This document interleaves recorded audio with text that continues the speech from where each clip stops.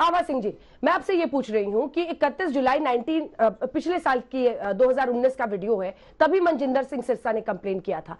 आप देखिए इतनी हलचल है, फिर भी क्षितिज प्रसाद के घर से, जो कि फॉर्मर एग्जीक्यूटिव प्रोड्यूसर थे धर्मा प्रोडक्शंस में, पहले थे धर्मा प्रोडक्शंस में, अभी वो नहीं है, ये करण जौहर ने साफ किया है, ये भी हम स्पष्ट बता दें। अभी भी उनके घर से ड्रग्स की, गांजा की और इन चीजों की बरामदगी हो रही है। टेलीविजन एक्टर्स हैं जिनके घर से बरामदगी हो रही है।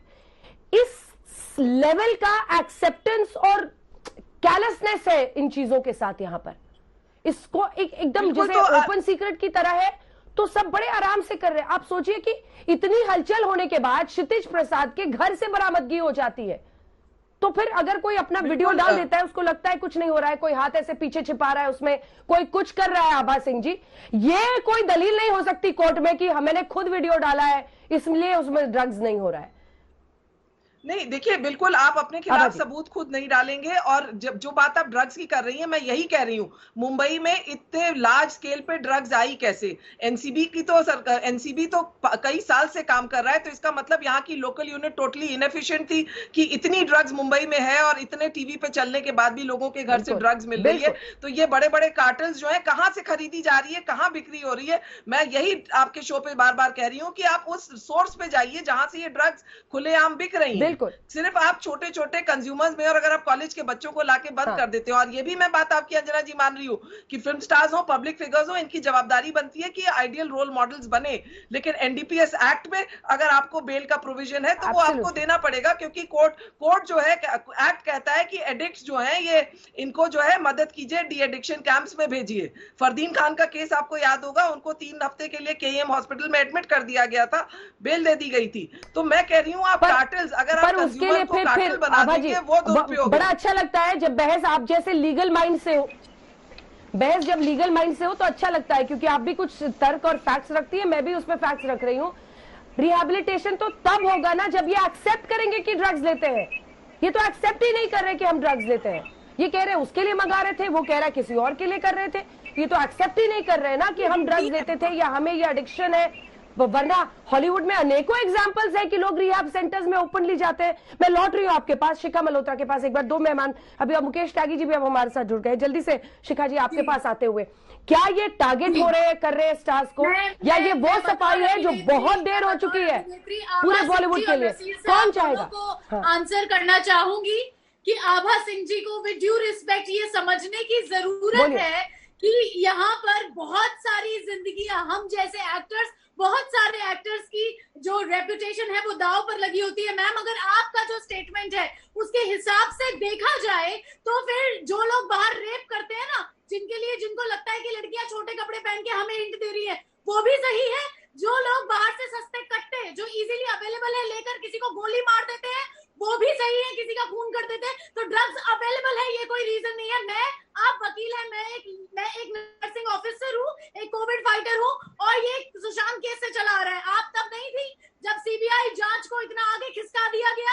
आज 2 महीने बाद सारे सबूत जब सुशांत सिंह राजपूत के जो लोकेशन पर होंगे, वो जब टैंपर हो चुके हैं, हम उसे प्रूव नहीं कर सकते। जबकि डॉक्टर्स, एम्स के डॉक्टर, मैं बतौर नर्सिंग ऑफिसर 2 महीने से चिल्ला रही हूँ that it's not a suicide, it's murder. तब कोई नहीं था। तो आपको ये समझने की जरूरत है कि बतौर अभिनेत्री सामाजिक दायित्व बनता है आपका।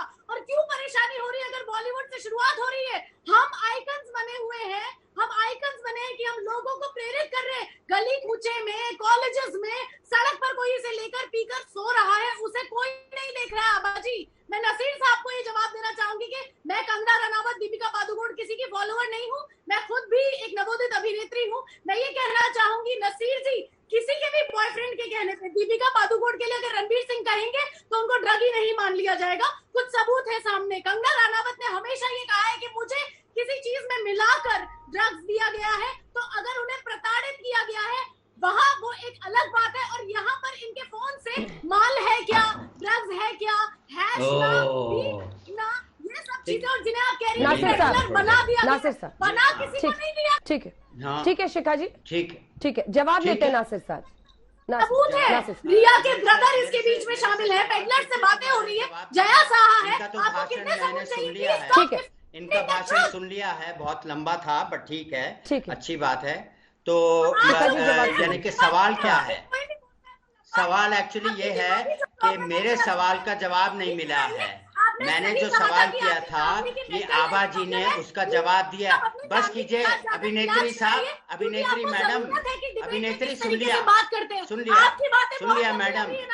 Thank you thank you thank you thank you thank you. Okay okay, जैसा आप कहें, जैसा आप कहें, जैसा आप कहें, जैसा आप कहें, जैसा आप कहें, जैसा आप कहें, सुन लिया आपको। Thank you thank you. मुझे एक लीगल यूनिफॉर्म वाली लड़की सुन लिया। ठीक है, शिखा जी जवाब सुनते हैं। आप ऑफिसर हैं, 2 बार कह चुकी हैं, शिखा जी सुन लिया। शिखा जी, अब अंजना मेरे से शिखा जी अब जवाब सुन, पूछताछ कर रही हैं। हाँ जी अंजना जी पूछिए। हाँ शिखा, हाँ वो कह रही है कि सामाजिक दायित्व होता है और एनसीबी के पास इस तरह की बातें हैं, चैट्स है, फॉरेंसिक एविडेंस है। देखिए ना, माल से मास्क तक आज ए लिस्टर्स को पहुंचना पड़ रहा है सर। ये मामला गंभीर है। नहीं, ए लिस्टर्स कोई नहीं, मास्क पहन के चेहरे छिपाते फिरने पड़ रहे हैं। आपका सवाल हो गया, सबको पकड़ना है, पूरे देश में पकड़ना है। मैंने जैसे कहा था कि कश्मीर से कन्याकुमारी और अहमदाबाद से बंगाल तक सबको पकड़ना है। सिर्फ बॉलीवुड पे सारा कूड़ा डालना सही नहीं लग रहा मुझे, इतना कहना चाहता हूं। और मैं मानता हूं कि बॉलीवुड में ज्यादा होगा, मैं मानता हूं, क्योंकि एंटरटेनमेंट इंडस्ट्री ऐसी होती है, वहां पे ज्यादा जरूरत पड़ती है। शराब पीते हैं लोग और गुनाह करते हैं और अपना ये अपराध करते हैं। बहुत कुछ हो रहा है, बहुत कुछ हो रहा है, सब कुछ देखने की जरूरत है। सिर्फ बॉलीवुड पे जो हथौड़े पड़ रहे हैं वो मुझको अच्छा नहीं लग रहा। मैंने 33 साल बॉलीवुड में काम किया। सुन लो, ओ 1 मिनट, मैंने 35 साल काम किया। मुन्नी सुन लो, 35 साल काम किया है मैंने, मुझे बड़ा रिस्पेक्ट है। बहुत अच्छे जाने माने बड़े ईमानदार लोग काम करते हैं। आप तो बड़बड़ करे जा रही है ना। मैं 35 साल से वहां पे हूँ, 35 साल से काम कर रहा हूँ। जब आप वहां पे पैदा भी नहीं हुई थी, तो ज्यादा मुझे लेक्चर मत दीजिए, ज्यादा भारतीय लोगों को लेक्चर मत दीजिए। नमस्कार, मैं हूं अंजना ओम कश्यप। हमें उम्मीद है ये वीडियो आपको पसंद आया होगा। लेटेस्ट खबरों के लिए यूं ही देखते रहिए आज तक, और इस वीडियो के पसंद आने पर लाइक, शेयर एंड सब्सक्राइब करना ना भूलें।